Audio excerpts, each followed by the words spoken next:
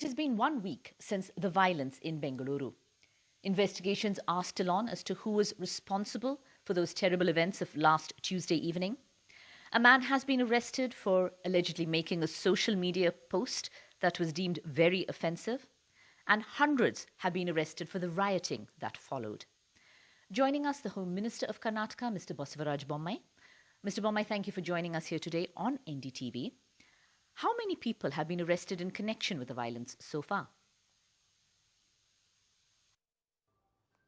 As we talk, about 310 people have been arrested, but the number is dynamic, it goes on changing because the investigation is on, and based on the investigation, number of people who are to be arrested will be taken up as the evidence come forth. What can you tell us about those who have been arrested? See, they have indulged in vandalism, burning of vehicles, both private and public, attacking the police station, and they have burnt the MLA's house. So, it is basically a rioting in nature and rioting in mass. Therefore, there are a lot of video footages and all those things. With those helps, the arrests are going on. There are allegations that many of those who have been picked up are innocent and that they had nothing to do with the violence.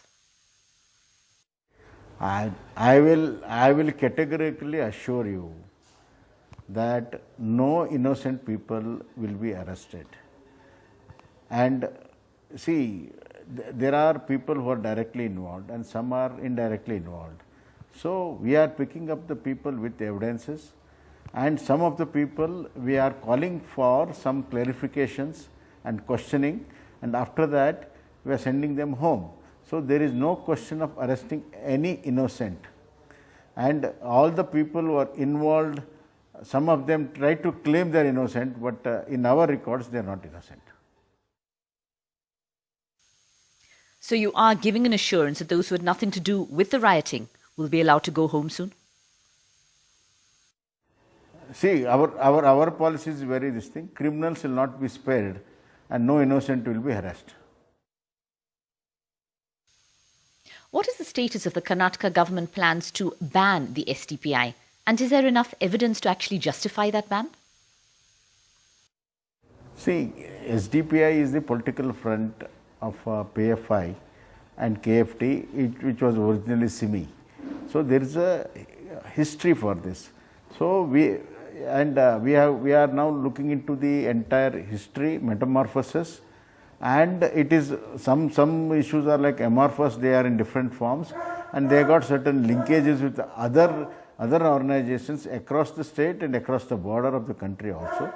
So, we are all looking into those angles, and we have got enough records as on now, and further investigation is going on. With all the records, we will come up with the records to the Honorable CM and to the Cabinet, and further decision will be taken.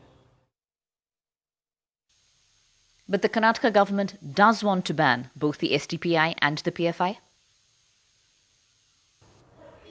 See, looking into the history, there has been continuous violence by these organizations in different part of the state, in different occasions.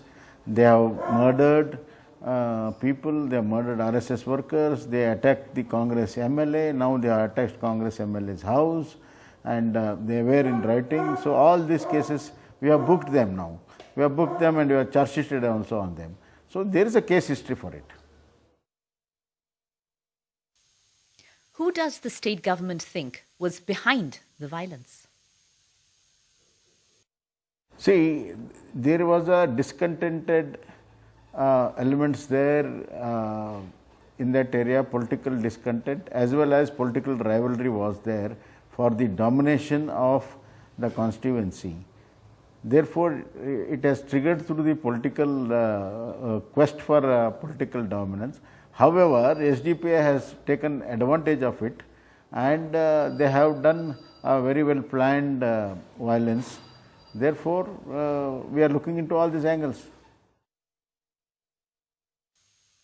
The BJP has made firm allegations of Congress involvement in the violence. What is your stand on this? That is what it has come out from the Congress circles only. We have heard certain leaders of Congress discussing the discontent in the Congress and animosity towards the MLA Akhanda Srinivas Murthy. Therefore, all these things have added up, and ultimately one Facebook, this thing is just a spark, but behind there is a lot of emanation of discontentment, and that has triggered. What is the situation in the affected areas of Bengaluru today? Is everything peaceful? Are things under control? Yeah, absolutely, it is under control. There is peace, and this will continue. And however, we are very vigilant on those areas and the activity of some people. We are vigilant, and we will not allow any further escalation of any kind of violence. Mr. Bommai, Home Minister of Karnataka, thank you very much for joining us today on NDTV.